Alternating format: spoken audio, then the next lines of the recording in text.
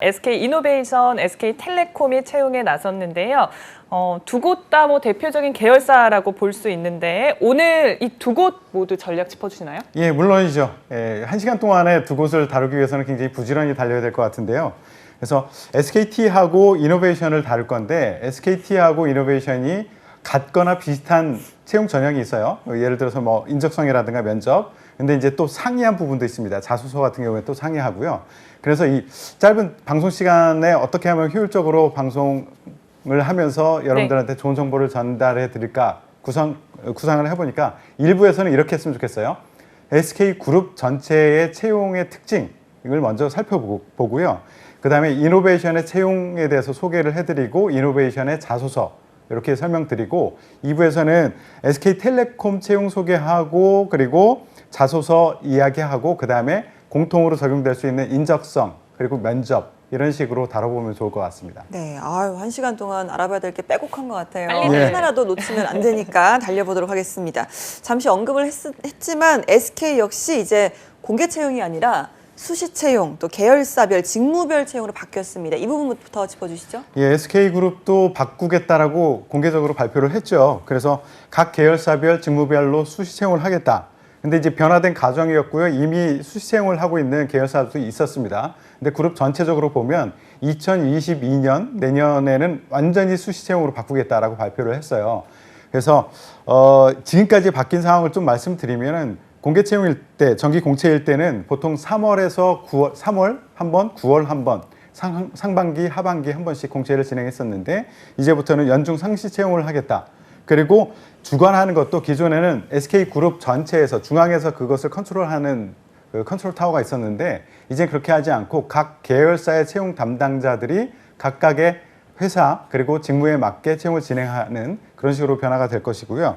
채용 절차는 기존에는 서류 전형하고 그리고 SKCT 인적성 보고 그리고 1차 면접, 2차 면접 이렇게 봤었는데 이것도 계열사마다 다 다르게 진행할 수 있습니다. 그래서 이렇게 변화된다는 것은 그래서 여기에서 여러분들은 무엇을 느낄 수 있어야 되느냐 하면 직무 중심으로 채용을 하겠다. 우리 계열사에 맞게 이 직무에 맞게 채용을 하겠다. 왕창 SK그룹에 맞는 사람을 뽑아서 우리가 교육시키겠다가 아니라 우리한테 맞는 사람을 즉각 뽑겠다. 그러니까 나는 준비를 할 때 직무 중심으로 준비를 해야 된다는 걸 힌트를 얻으셔야 됩니다. 또 수시 채용을 하면은 좀 불리한 거 아니야? 아, 기회가 점점 적어지는 거 아니야? 라고 생각할 수도 있겠지만 또 이런 면에서는 다르게 볼 수도 있습니다. 타 계열사를 중복 지원 가능해요. 중복 지원할 수 있습니다. 공채를 진행할 때는 타 계열사를 중복 지원하는 것은 한계가 있었는데 이제는 수시 채용이기 때문에 SKT도 지원할 수 있고 이노베이션 지원할 수도 있고 다른 곳도 지원할 수 있고 이렇게 돼서 오히려 기회가 늘어날 수 있는 그런 가능성도 있다라고 보시면 되고요. 또 하나는 그 많이들 걱정하시는데 지난번 떨어졌어. 이번에 재지원했을 때 불이익이 있지 않을까라는 고민을 하시는데 불이익 전혀 없습니다. 그리고 SK가 굉장히 많이 노력을 하더라고요. 우리 회사에 관심이 있는 사람들은 여기를 보세요. 여기 보면 많은 정보를 들을 수 있습니다. 이렇게 생각하고 유튜브에서, 블로그에서 아니면 공식 채용 홈페이지에서 굉장히 많은 정보를 풀어 나가고 있습니다. 그래서 특히 최근에는 SK 커리어스라는 카카오톡 단체톡을 만들었어요. 예, 이거 신규 오픈을 했는데요. 네. 여러분들 요거 반드시 등록하세요. 왜냐하면 수시 채용인 경우에는 내가 채용 공고가 언제 날지 모르기 때문에 여기 등록해놓고 거기서 알림톡이 왔을 때 즉각 대응해야지 그렇지 않고 뭐 나는 홈페이지로 정보를 파악할래 라고 하면은 채용 공고 다 지난 다음에 확인할 수 있는 그런 위험이 있습니다. 그래서 여기 SK 커리어스 카카오톡이 있거든요. 거기 등록하고 정보를 수시로 받아보시는 게 좋을 것 같습니다. 네, 역시나 뭐 시작부터 꿀팁 대방출입니다. 자, 저희 첫 번째로 이제 SK 이노베이션부터 살펴볼 텐데요. 저는 이제 광고가 생각이 납니다. 네. 치키치키 차카차카 쪼꾸쪼꾸쪼 이거 광고 아세요? 나라라 슈퍼보드. 나라 슈퍼보드. 네, 이것 때문에 상도 나왔다고 들었거든요. 네. 역시 아나운서라 다르네요. 저도 그걸 따라해보고 싶었거든요. 저 발음이 안 돼요. 치키치키 차카차카 초초 이게 잘 안 돼요. 네. 네, 이 광고를 보면 유튜브에서 저도 광고를 봤는데 SK 이노베이션 광고예요. SK 이노베이션 광고고 이거 상까지 받았다고 하는데요. 그래서 회사 광고를 그냥 묵직하게 하는 것이 아니라 그냥 사오정, 저팔계, 스님 그리고 손오공이 나와서 그 하는 건데 그 저팔계가 이렇게 얘기해요. 스님 차는 왜 이렇게 잘 나가셔? 이렇게 얘기를 합니다. 그러면서 스님이 우리 SK 이노베이션의 어떤 솔루션을 이렇게 적용하고 이런 식으로 광고를 해요. 재밌더라고요. 여기서도 느낄 수 있는 거, 광고에서도 여러분들 느낄 수 있을 거예요. SK 이노베이션은 어떤 회사냐? 원래는 이 B2B 사업을 하는 굉장히 묵직한, 그리고 다른 정유, 석유 회사 같은 경우에는 오히려 좀 보수적일 수 있는, 체계가 확실하게 잡혀 있고 조직 위주의 그런 문화를 가지고 있는데, 여기는 그런 정유, 석유, 화학 업계 중에서는 그래도 혁신적이고 좀 유연한 문화를 가지고 있는 그런 회사입니다. 그래서 여기 이제 우선은 제가 이 SK 이노베이션에 대해서 좀 먼저 설명드릴게요. 채용 공고를 보시면 좀 뭐지? 라고 생각하는 게 있을 겁니다. 뭐냐면 SK 이노베이션과 관련된 채용 공고를 봤는데 그 안에 SK 이노베이션만 있는 것이 아니라 다른 회사들도 같이 들어가 있습니다. 네. 이게 뭐지? 혼동이 있을 수 있습니다. 근데 SK 이노베이션 채용 공고는 그 하나의 회사, 하나의 독립 법인의 채용 공고를 낸 것이 아니라 SK 이노베이션과 거기에 소속되어 있는 자회사, 이것이 채용이 하나로 묶여서 진행되는 그런 특징을 가지고 있고요.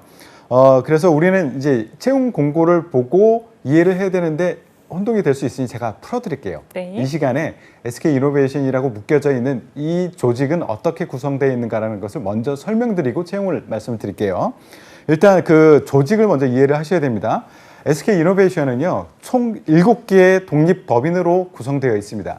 그래서 하나는 중간 지주회사, 그러니까 SK 이노베이션이라는 회사가 있고요. 두 번째는 이제 지주회사가 100% 투자한 그런 자회사가 5개가 있습니다. 여기에는 이제 SK에너지, 종합화학, 루브리컨트, 트레이딩 인터내셔널, IE 테크놀로지 이런 회사들이 있고요. 그리고 68% 지분을 가지고 있는 한 개의 회사가 있습니다. 인천석유화학이라고요. 이렇게 하나로 SK 이노베이션 이렇게 묶어서 항상 얘기를 하게 됩니다. 근데 내부적으로 보면은 사업 영역들이 다 다르고 별개의 독립 회사로 되어 있습니다.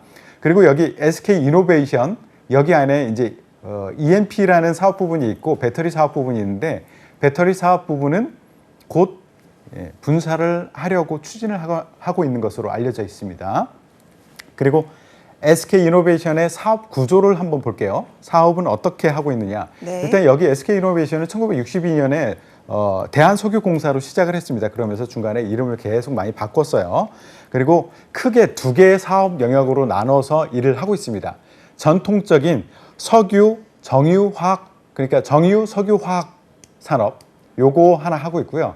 최근에 우리가 피봇 전략이라고 해가지고 기존에 우리가 가지고 있는 그 비즈니스적인 역량을 바탕으로 확장할 수 있는 영역으로도 좀 넓혀보자라고 해가지고 미래 성장 사업이라고 하나의 영역을 크게 다시 또 시도를 하고 있어요. 그걸 하나하나 설명을 드릴게요. 일단 전통적인 그 석유 그리고 정유 이쪽 사업에 대해서 설명을 드리면, 일단 우리가 원유를 가지고 오면 개발하고 나면은 이 안에 불순물이 굉장히 많이 있습니다. 뭐 그 유황이라든가 모래 이런 것들이 포함되어 있어서 이런 것들을 정제를 해 나가야 돼요. 그래서 만들어내는 것이 휘발유, 경유, 뭐 나프타 이런 것들을 생산하는데, 특히 나프타 같은 원료는 우리가 이제 거기서부터 이제 기초 유분이라든가 중간 원료들을 많이 뽑아내요. 그래서 석유화학 관련된 제품으로 생산하는 소재로 사용되거든요.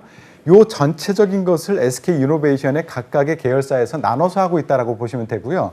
조금 더 구체적으로 설명을 드릴게요. 정유, 석유화학 분야 이거를 간단히 말씀드리면, 일단 원유를 개발하고 또 개발한 것을 우리나라에서 개발하는 게 아니잖아요. 우리나라는 자원이 없기 때문에 해외에서 개발하고 그것을 수입하고, 이거 수입한 것을 가지고 석유화학 제품으로 만들고 이것을 다시 수출하고, 이런 체인을 가지고 있어요. 그래서 이 안에서 SK 이노베이션 같은 경우에는 ENP 사업이라고 해가지고요, Exploration and Product라고 해서 프로덕션 해서 탐사를 하고 어디에 자원이 있는지, 석유와 관련된 자원이 어디에 있는지를 탐사를 하고 개발하는 그런 역할을 합니다. 이게 이제 9개국에서 18개 광구에서 이 작업을 하고 있습니다. 그리고 개발을 했어. 그러면 이것을 가지고 와야 될 거 아니에요. 네. 가져오는 작업을 하는 계열사가 있어요. 자회사가 있어요. 네. 그게 바로 SK 트레이딩 인터내셔널이에요. 여기서는 원유를 수입하고 나중에 중간에서 석유화합에서 만든 것을 다시 수출하고 하는 역할을 하고 있습니다. 그리고 가지고 온 원유를 SK 에너지라는 데서, 여기는 정유 회사이죠. 여기서 휘발유, 경유, LPG, 그리고 아스팔트를 생산합니다. 여기는 이제 울산 컴플렉스라는 데서 처리를 하고 있거든요. 그리고 인천석유화학이라는 계열사가 있습니다. 네. 여기 같은 경우는 말 그대로 인천에 위치를 하고 있고요. 여기는 수도권 그리고 인천국제공항 여기를 담당을 하고 있어요. 여기에 에너지를 공급하는 회사다라고 보시면 되고요. 여기에 이제 또 종합화학, SK 종합화학이라는 데가 있습니다. 아까 제가 원유를 어떻게 정제하고 무엇이 나오는지를 잠깐 설명드렸는데 그 중에 나프타라는 게 있습니다. 나프타가 석유화학 제품을 만드는 중요한 원료예요. 여기서 이제 그 석유화학을 만들기 위해서 이제 올레핀이라든가 아로마틱, 폴리머라는 것들을 생산해서 우리가 일반적으로 쓰는 자동차 아니면 뭐 컴퓨터, 전자제품 이런 데 연료로 쓰이기도 하거든요. 이것을 SK 종합화학이라는 데서 만들고 있습니다. 그리고 루브리컨트, 이름이 어려워요. 여기는 제법 큰 회사예요. 세계 3위 매출액을 하고 있는 회사이고요. 여기는 윤활기유 또는 윤활유, 우리가 쉽게 말하면 우리 자동차에 넣는 거, 엔진오일 이런 것들을 만드는 회사다라고 보시면 돼요. 그래서 이렇게 만들어낸 것을 아까 얘기했듯이 트레이딩 인터내셔널에서 다시 수출하고 이런 식으로 석유와 정제, 석유화학 쪽에서는 이렇게 비즈니스가 운영이 되고 있고요. 제가 큰 비즈니스 영역이 2개가 있다라고 했죠. 신기술 쪽, 새로운 영역, 미래 성장 사업 쪽에서는 이노베이션하고 IE 테크놀로지라는 계열사에서 일을 담당하고 있는데요. 여기는 뭐냐? SK 이노베이션은 아까 얘기했듯이 EMP 사업이라는 것도 하고 있고요. 또 하나는 배터리 사업부라는 중요한 사업을 하고 있습니다. 그러니까 리튬 이온 배터리를 생산하죠. 이게 자동차에 많이 쓰이고 있습니다. 여기 세계 7위 정도 하는 규모를 가지고 있고요. IE 테크놀로지라는 곳은 그 Information and Electronic이라는 것의 약자입니다. 여기는 전지 또는 정보통신과 관련된 소재를 생산하는 곳이에요. 예를 들어서 우리 휴대폰에 요즘에 뭐 플렉서블 스마트폰이라는 것을 많이 만들죠. 네. 거기 들어가는 소재를 많이 생산하는 그런 계열사입니다. 그래서 제가 좀 길게 설명드렸어요. 그렇지만 이것을 알아야지만 그 다음에 내가 어떻게 지원 전략을 짜고 어디를 지원할지를 알기 때문에 제가 긴 시간을 들여서 설명을 먼저 드렸습니다. 네. 아니 이렇게 전체적인 흐름을 짚어주시는 분은 없으실 것 같아요. 어떻게 이렇게 다 알고 계세요, 선생님? 예, 잘 나왔죠? 네. 고맙죠? 그럼요. 진짜 예. 최고예요. 아니, 정말 떠서 먹여주실 정도로 이렇게 세세하게 좀 알려주셨는데, 자, 그럼 이제부터는 좀 한번 채용 이야기를 본격적으로 해봐야 될 것 같습니다. 마감일이 내일까지더라고요. 한번 상세히 좀 알려주시죠. 예, 채용 전형을 좀 말씀드릴게요. 지원서 접수가 말씀드린 대로 4월 16일 금요일까지예요. 내일까지입니다. 그리고 서류 전형을 거쳐서 SKCT라는 인적성 시험을 봅니다. 이거는 5월 9일 날로 정해져 있고요. 독특한 게 오프라인으로 시험을 봅니다. 굉장히 방역 수칙을 잘 지켜서 신경 써서 세종대학교에서 장소를 빌려서 오프라인으로 시험을 보게 돼 있고요. 1차 면접은 6월 초쯤에 시행될 예정이고 언택트로 진행될 예정입니다. 여기서는 평가하는 것이 직무 역량 면접, 그리고 공통 역량 면접, 또 하나 특이한 용어가 쓰이는데요. 폐기 면접이라는 게 있습니다. 그러니까 폐기 면접하면은 사람들이 폐기? 우리가 일상적으로 생각하는 폐기 있잖아요. 그래서 이거 폐기를 보는구나 하고선 면접실 문을 박차고 발로 걷어차고 안녕하십니까? 이거 아닙니다. 네. 기업마다 쓰는 용어는 우리 일상 용어하고 다른 것들이 좀 있습니다. 그래서 SK에서 쓰는 폐기라는 것은 뭐냐면은 핵심 용어는 자발적, 의욕적 이런 것을 키워드를 가지고 생각하시면 될 것 같아요.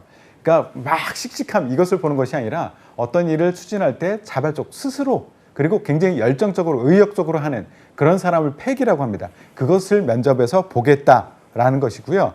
2차 면접, 최종 면접은 6월 말 정도에 언택트로 진행될 예정이고요. 여기에는 뭐 CEO하고 사업부 대표자들이 나와서 하는 면접이고 입사는 7월 초로 예상을 하고 있습니다. 네, 여러 전형 짚어주셨는데요. 그러면 채용의 특징 어떤 것들이 있을까요? 예, SK 이노베이션 같은 경우에는 올 하반기까지 하는 것이 공채의 마지막이다라고 생각하시면 돼요. 내년으로 넘어가면 이제 수시 채용을 한다라고 보시면 되고요.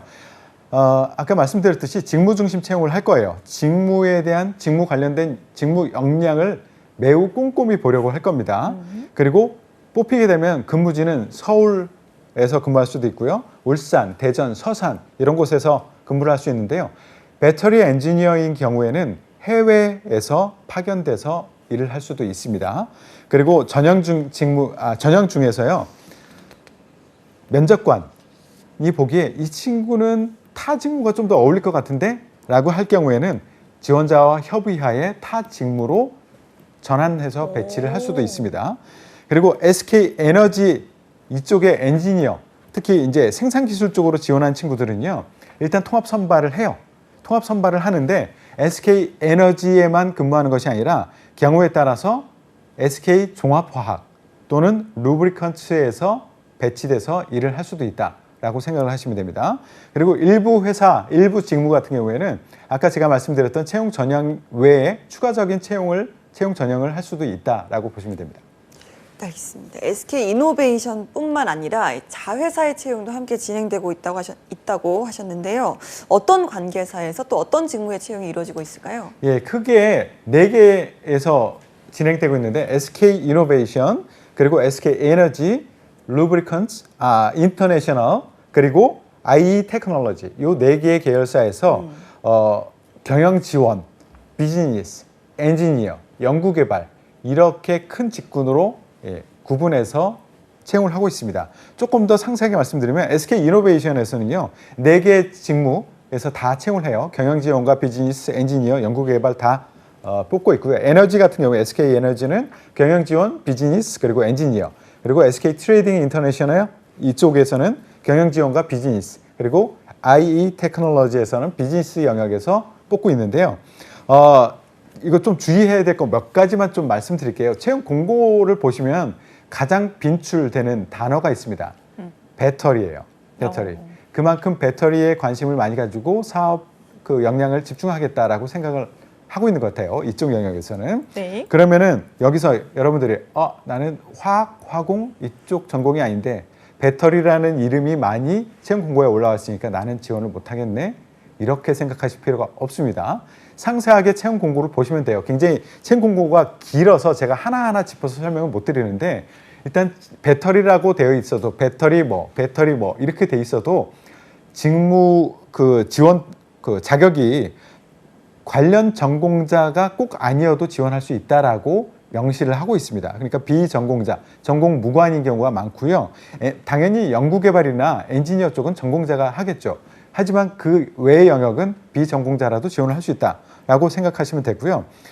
그리고 내가 여기서 지원을 할 때 어떻게 무엇을 강조해야 되느냐, 여러분들 채용 홈페이지에 가보시면 SK 같은 경우에는 이 직무에 대해서 굉장히 자세히 설명을 하고 있습니다.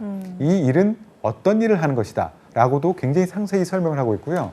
이 일을 잘하기 위해서는 어떤 필요와 역량이 필요한가 라는 것에 대해서도 아주 자세히 설명을 하고 있으니까 여기 절대 놓치지 마시고 채용 공고 상에 있는 직무 소개를 아주 면밀히 보는 것이 매우 중요합니다. 네, 좋습니다. 자, 서류가 내일 마감되니까요. 저희 빠르게 서류 전형부터 살펴봐야 될 것 같아요. 예, SK 이노베이션 서류 전형은요, 문제에 답이 있다라고 보시면 될 것 같아요. 이 힌트를 드리고 싶어요. 이건 물론 이제 사업부별, 직무별로 진행이 될 거고요. 인지상 직무 역량이 매우 중요한데 자소 질문 자체에서 답을 주고 있어요. 네. 하나하나 살펴보면 여러분들이 제가 무슨 얘기를 하는지 이해를 하실 수 있을 것 같아요. 1번 질문을 한번 볼까요? 자발적으로 최고 수준의 목표를 세우고 끈질기게 성취한 경험에 대해서 서술해 주십시오 라고 얘기하고 있습니다. 그리고 그 밑에 상세하게 본인이 설정한 목표가 어떻고 수립 과정이 어떻고 달성 가능성은 어땠고 본인은 어떻게 임했고 이런 식으로 상세하게 이런 식으로 써주세요라고 설명을 하고 있습니다. 700에서 1000자 이내로 써주라고 하고 있는데요. 어떻게 대응하느냐? 제가 문제 답이 있다라고 했죠. 문제 첫 문단만 읽어도 문장만 읽어도 알 수 있어요. 최고 수준의 목표를 세우고 이것을 달성하기 위해서 악착같이 매달렸던 거 뭘까요? 제가 항상 강조하는 것은 여러분들의 그냥 히스토리를 알고 싶어서 기업에서 묻는 질문이 아니거든요. 무엇인가를 평가하기 위해서 이 질문을 던진 거예요. 한번 잠깐 생각해 보시겠어요? 뭘까요? 최고 수준의 목표? 끈질기게 도전과 열정. 그렇죠. 도전과 열정을 보겠다는 거예요. 이 글을 읽으면서 여러분들이 쓴 글을 읽으면서 평가위원들은요. 도전, 열정 이것에 점수를 주기 위해서 그것에 초점을 맞춰서 읽어 나가고 있습니다. 그럼 여러분들은 도전의 점수를 받기 위해서 열정의 점수를 받기 위해서 어떻게 해야 되는가 이것을 생각하셔야 돼요. 제가 키워드 몇 개만 알려드릴게요. 도전의 점수를 잘 받기 위해서는요. 일단 내가 세운 목표가 무엇인가라는 것을 명확하게 앞에다 얘기를 해야 돼요. 근데 그 목표는 그냥 열심히 노력해서 달성할 수 있는 그 정도 수준이 아니라 정말 바득바득 노력해야지만 겨우겨우 달성할 수 있는 매우 높은 수준이었다라는 것을 분명히 얘기해 줘야 됩니다. 내가 정말 힘든 목표였어요. 내가 주장할 것이 아니라 객관화를 시키는 것도 중요해요. 내가 이 목표를 세웠을 때 주변에서 야 그게 되겠어? 정도의 얘기가 반응이 나왔던 그런 목표로 얘기를 해줘야 되고요. 그리고 또 하나는 스스로 이게 키워드입니다. 뭐냐면 누군가가 매우 힘든 목표를 나에게 부여한 것이 아니라 스스로 세운 목표여야 된다는 거예요. 그리고 또 하나는 이 목표는 어떤 의미가 있었는가? 이 의미를 부여하지 않으면 자칫 객기로 흐를 수도 있습니다. 그래서 의미를 부여해야 되고요. 물론 이제 그 성공과 실패 상관없습니다. 실패해도 상관없어요. 무난한 목표를 성공한 것보다는 매우 높은 목표를 오히려 실패하고 그 과정에서 내가 엄청난 노력을 했다. 이것을 보여주는 것이 오히려 점수를 잘 받을 수 있다. 이렇게 보시면 되고요.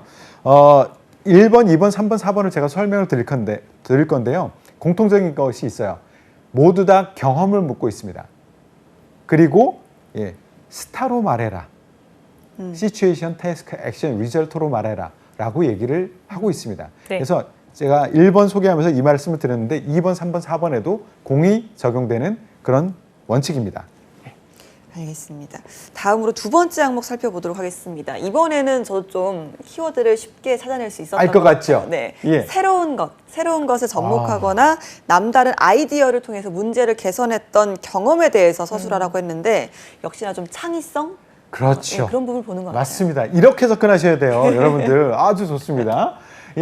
문제를 읽으면 평가 항목이 무엇일까? 창의 혁신이에요. 창의 혁신. 그러면 부담을 갖죠. 여러분들 특허라도 하나 있어야 되나? 필요 없습니다. 일상생활 속에서 남들과 다르게 생각하고 시도했던 거면 충분합니다. 대신 무엇을 만족시켜줘야 되느냐면 혁신이라는 것은요. 혁신을 추구하기 위해서 내가 감수해야 될 무엇인가가 있었어야 돼요. 그러니까 새롭게 시도하면 기존의 사람들이 하던 대로 하면 편하거든. 근데 내가 새롭게 생각하고 추진했어. 그러면 내가 그거로 인해서 새롭게 고민해야 될 것도 많고 자료 조사해야 될 것도 많고 그리고 밤도 새워야 되고 이런 거 내가 감수하면서까지 이 일을 추진했어. 이런 것을 충분히 보여주셔야 됩니다. 이것도 마찬가지로 남들이 시켜서 한 것 말고 예를 들어서 학교에서 창의성 무슨 수업 이런 것들이 있거든요. 거기서 했던 그런 프로젝트 말고 내가 다른 사람들은 원래 이런 거야 라고 했을 때 내가 다르게 생각하고 진행했던 거 이것을 얘기해 주는 것이 좋습니다. 네. 둘 다 자발적인 어떤 의지 이런 게 더 중요해 보이네요. 굉장히 중요합니다. 알겠습니다. 자, 이제 3번인데요. 저도 한번 질문에서 답을 한번 찾아보겠습니다. 보이네요. 전문성. 왜 묻고 있나요? 대단합니다. 제가 안 나와도 될 것 같아요. 다음부터는 제 시간을 20분으로 줄이고 두 분께서 진행해도 될 것 같습니다. 네. 전문성입니다. 딱 대놓고 얘기하고 있죠. 네. 지원 분야와 관련된 전문성을 보여줘라. 어떤 식으로 보여줘라라는 것을 뒤에서 또 상세히 설명하고 있고요. 이거는요. 여러분들 마음대로 전문성이라는 것을 정의하지 마십시오. 아까 제가 말씀드렸듯이 채용 홈페이지에 채용 공고에 보시면 이 직무를 잘 수행하기 위해서 필요한 직무 역량이 무엇이다라는 것을 명시를 하고 있어요. 굉장히 상세하게 명시를 하고 있어요. 이것도 일반적인 자세적인 측면, 스킬셋이라는 측면에서 이런 거 갖추고 있어야지 이 일을 잘 할 수 있어. 전문성이 있어. 라고 얘기를 하고 있으니까 그것을 먼저 펼쳐보시고 거기에 맞는 나의 경험을 얘기를 해주시는 것이 핵심입니다.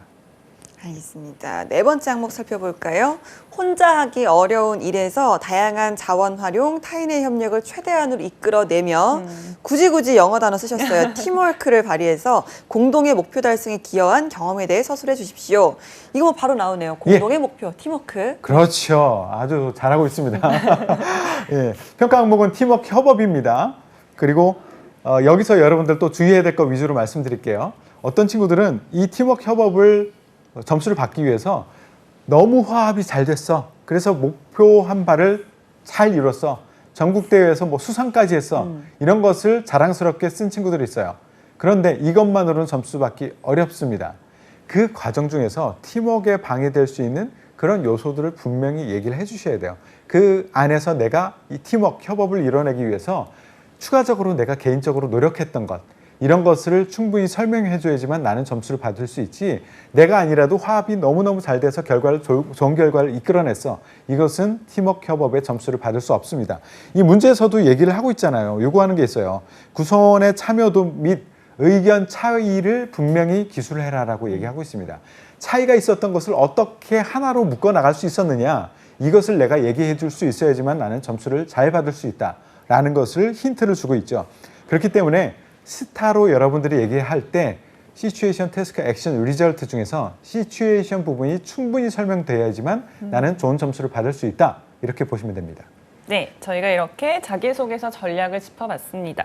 이게 보면 700자에서 한 1000자 정도로 다 쓰는 거면 꽤나 길거든요. 그래서 예. 하나의 사례를 집중해서 쓰는 게 좋을지 아니면 뭐 두세 개 사례 써도 되는지 궁금한데요. 예, 그것은 정답은 없습니다. 하나의 사례가 매우 미약할 경우, 팀워크를 내가 강조하는데 하나의 사례로는 부족할 것 같아. 그러면 두 개 사례를 적절히 섞어서 쓰는 것이 좋고요. 굳이 그럴 필요 없다. 하나의 사례로도 충분히 의견 차이 그리고 협업을 이끌어내기 위한 나의 노력이 절절하게 잘 보일 수 있다라고 하면 두 개를 쓰셔도 상관은 없습니다.